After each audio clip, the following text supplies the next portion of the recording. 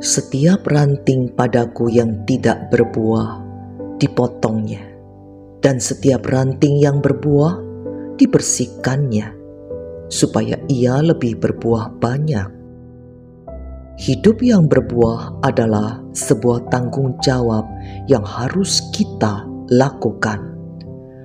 Sebagai orang percaya, maka tanggung jawab itu sudah melekat dengan sendirinya bagi kita.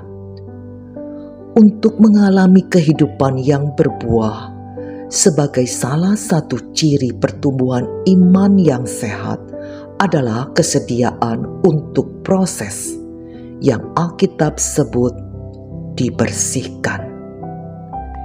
Jika hidup kita belum bersih, maka Tuhan akan memproses hidup kita sampai betul-betul bersih.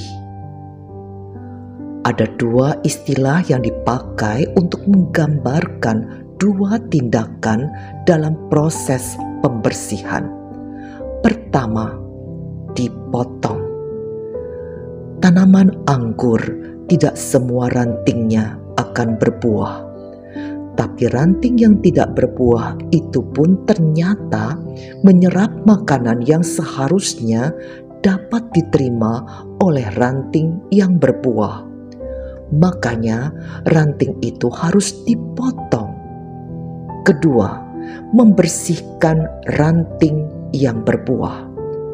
Setiap cabang yang berbuah dikurangi daunnya dan dibersihkan. Sebagai orang percaya, kita diajak untuk mampu menjadi ranting yang menghasilkan buah secara optimal.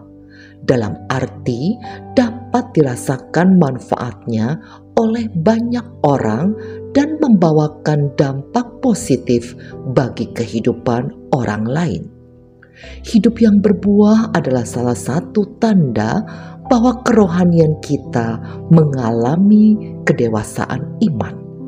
Semua anak-anak Tuhan harus menghasilkan buah.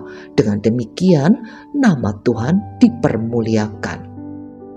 Alkitab menyebutkan bahwa dari buahnya lah kita mengenal pohonnya. Ada beberapa prinsip dasar yang perlu kita pahami tentang buah, yaitu pertama, buah menandakan jenis pohon. Cara terbaik untuk mengenali pohon dan jenisnya bukan dari batang, daun, dahan, dan rantingnya, melainkan dari buahnya. Kedua, buah menandakan kematangan atau kedewasaan. Tidak mungkin sebuah pohon ditanam dalam waktu yang relatif singkat kemudian langsung berbuah. Pohon membutuhkan proses yang cukup lama dan relatif panjang untuk menghasilkan buah, tergantung pohon dan jenis tanamannya. Ketiga, buah menandakan produktivitas dari pohon. Petani pastinya mengharapkan bahwa tanaman yang ditanam suatu saat akan menghasilkan buah. Tidak ada petani yang hanya menginginkan tanamannya tumbuh tanpa buah. Sebab ketika berbuah, hal inilah yang disebut berproduksi. Sama halnya dengan kerohanian kita, harus berproses dan tumbuh agar kemudian menghasilkan buah. Pada proses pembersihan ini memang tidak mudah dan butuh waktu lama. Apalagi kalau kita melawan. Hidup kita akan terasa kacau, hancur, dan kita merasakan sakit di mana-mana. Mungkin kita berpikir Tuhan sedang menghukum kita. Tapi sesungguhnya Tuhan sedang membersihkan bagian-bagian yang buruk dari kehidupan kita. Tuhan bekerja dengan cara yang tidak biasa. Tetapi percayalah, apa yang Tuhan kerjakan selalu mendatangkan kebaikan.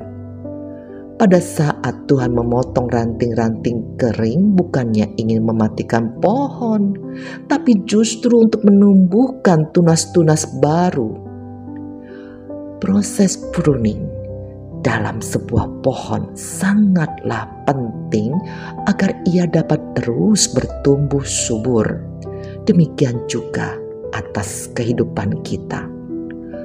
Hal itu adalah harga yang harus dibayar oleh setiap kita supaya kita tetap dapat menghasilkan buah-buah yang lebat dan manis yang dapat dinikmati oleh banyak orang.